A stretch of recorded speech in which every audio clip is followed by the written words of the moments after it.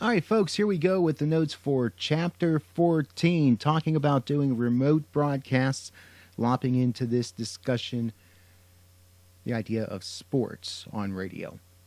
Remotes utilize radio's greatest strength, its flexibility and its ability to go outside studio walls with a minimum of expense and technological travail. That is especially true these days with the possibilities that the internet and Wi-Fi and cell phone capability gives us. You no longer have to drag a bunch of equipment with you to go do a broadcast as long as you have access to Ethernet or a good cell phone data reception. You can do it with fairly minimal equipment and put out a good quality broadcast. The remote is a high-pressure affair that puts radio production people in the proverbial hot seat. Basically, even though the equipment may be somewhat simple and not a ton as much as there used to be anymore, there's still a bit of an undertaking that goes on here. It requires a great deal of preparation. You have to think ahead about the elements that you need. You have to think about the content of the broadcast. If there's going to be interviews involved, making sure you have the right number of microphones in the right situation, knowing that you're going to have the connectability to be able to do everything. So it takes a bit of forward planning. The remote is the product that provides the station's local identity, so it's critical to get it right.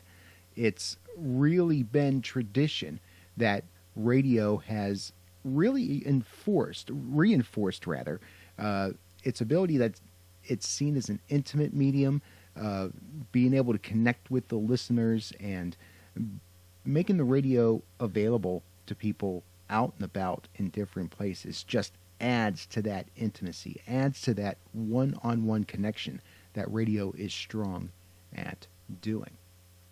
Your role as a producer involves the planning, execution, and branding of these remote events.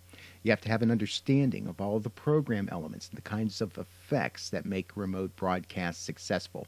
So you have to think about what your role is in the remote, what you're supposed to do at the remote, but also what's happening back in the studio and how does everything fit into a seamless product. In addition to that, you have to interface with the sales department to come to an understanding of what the expected results of the remote will be. Most of the time when we do remotes, it's at the location of an advertising client. The radio station is going to be at a car dealership or a furniture store or perhaps at the fairgrounds and promoting different advertisers and things like that. So sales is very much involved here, and there's going to be certain requirements that the advertising clients are going to have. You need to make sure that you take care of those, know what they expect in terms of the content that's going to be on the broadcast, how long you're going to be there, all of that. And again, that has to do with making sure that planning is done well and everybody's on the same page. As far as remote radio equipment goes, most equipment used to mimic a studio operation is pretty much the same as that found in studio applications. Usually, though, you're going to have smaller models of those things. You're not going to need a huge radio console, for example. You're going to need something that maybe has a few different channels to it, control a couple of mics, maybe some sort of computer system that you tie in. So, a few elements, the things that you need just to be able to produce audio on your end, but also the ability to hear back from the studio. Submixers, also known as portable mixers, are used in remote productions, especially when a number of different microphones must be used and the inputs on the console are limited. So you may have one or more of these little sub mixers.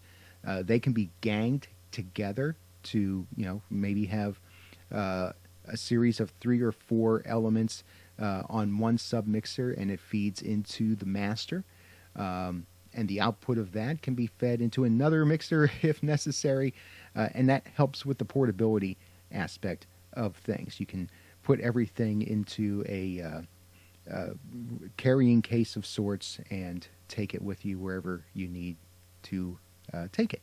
And you do have to keep in mind, though, how the connections work and how many channels feed into one master mixer, and make sure that you're watching volumes on those different devices. So you kind of have to watch what you're doing, know how things are set up, and know how to operate it for an optimum quality sounding broadcast. Now, back at the studio, the signal from the remote usually comes in on a remote pot, and the board operator handles coordination of other program elements that originate from the studio. So there will be a slider that is dedicated to the feed coming from the remote location, and the board operator is responsible for bringing that up at the proper time. Now, telephone lines. A device for putting the signal onto the telephone line and capturing it back at the studio. This is what's usually called a codec. Codec is short for coder decoder because it codes the audio signal from the originating point and then decodes it at the destination. So for you nerds out there, that's what codec means. This enables high signal quality over standard telephone lines. So you could use a basic telephone line, landline, and plug in this codec into that line and be able to put out spoken word quality that's suitable enough for broadcast and send that audio from a remote location over to the studio. Some helpful terms here. POTS, P-O-T-S, stands for plain old telephone service. This is doing that codec transmission through the standard telephone line. This doesn't happen as much anymore. It's still out there, but it's kind of antiquated and it's rather expensive to do. ISDN, Integrated Services Digital Network. This is a high-quality phone line. This is not something that you could hook up a normal telephone to. This requires a special protocol and special devices that are able to make use of this particular type of phone line. Now, cell phone networks, they're becoming more and more reliable as 4G is pretty much everywhere. 5G is starting to roll out, so you're getting decent quality with cell phone signals. The three main ones that are out there at this moment, GSM, this stands for Group Special Mobile, and these are the protocols that are used by companies like AT&T and T-Mobile. CDMA, standing for Code Division Multiple Access. This is used by companies like Verizon and Sprint. And then LTE, standing for Long-Term Evolution. This provides enough data bandwidth for high-quality broadcasting as well. Now, in broadband connections, we have DSL, the digital subscriber line, where we use telephone lines to be able to transmit internet data. And then cable modems are essentially the interconnection boxes to high-speed internet services provided by the local cable company. And not so much in the book, but something that is becoming more and more prevalent is fiber optic cables. These use small glass fibers to transmit data using pulses of light, and this is promising to give even higher data connections using the internet and sending data through those means. Wi-Fi or cell system-based computer systems will be where a cell phone or laptop connects to the automation system at the station so that there's no need to actually play audio sources at the remote site.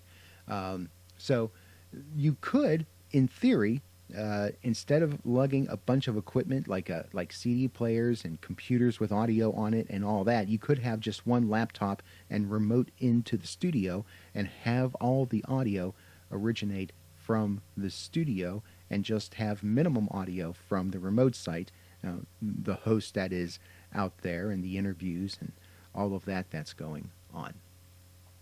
Other equipment for a remote. Again, we mentioned this just a bit ago, the codec encoder.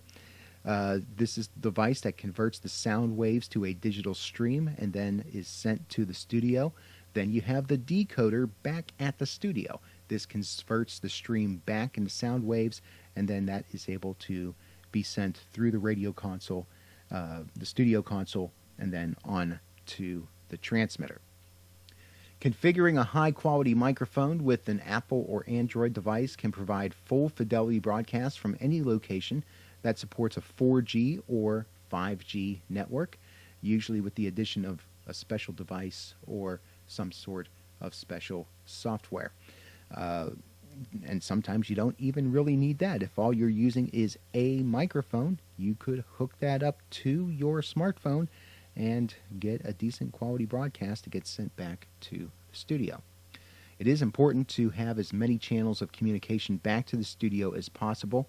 You want to keep in mind that you need to have a method to talk off air so that you don't rely just on the line connecting the microphone to the remote equipment, which connects to the studio and things that go on air. You want to have at least one other way of communicating, whether it's a separate telephone line or perhaps some sort of instant messaging that you're able to do a chat on.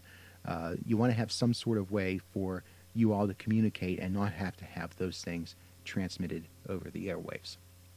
Microphones. You'll do well to use rugged moving coil mics because remote work can be rough on equipment. You're moving this stuff around from place to place, lugging it from place to place, taking things in and out of boxes. You want nice, strong microphones. Determining whether or not to use a cardioid mic depends on the physical environment and how much background noise you want to have included. If it's great to have the sounds of the environment as part of the remote, then go omnidirectional.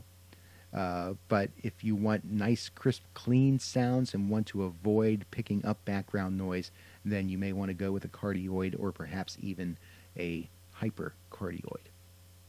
Wind filters, also known as pop filters, are useful in eliminating wind noise. Makes the broadcast easier to listen to. You might want to add a mic to pick up wild sounds. So perhaps a separate microphone that picks up the sounds of the audience or the atmosphere in which the remote is being held at, so that that audio can be controlled separately. That's especially advisable if perhaps you're at an event where there's a crowd and you're not sure what sort of words or sounds that the crowd may make. You can control that with a separate microphone. Sportscasters frequently wear a headset mic, which is a combination microphone headphone that allows announcers to hear themselves and to hear cues from the studio, and these usually provide excellent noise cancellation. So those are very popular for very noisy environments. Be sure to pack enough cable to reach your recorder, mixer, and other equipment. You don't know how long you're going to have to run these cable lines for your microphones, for other audio equipment, for power. So you may want to pack some extra long cords just in case. At news conferences, you might be able to tap into the PA system, although the quality isn't always that great. A variation on the PA terminal is the multiple, which often has both mic level and line level outputs for the convenience of broadcasters. So there would be a device somewhere in the room that is connected to the sound system for the room, and they would provide a special feed output that you could connect to and just run a wire from that into your remote equipment and get audio that way.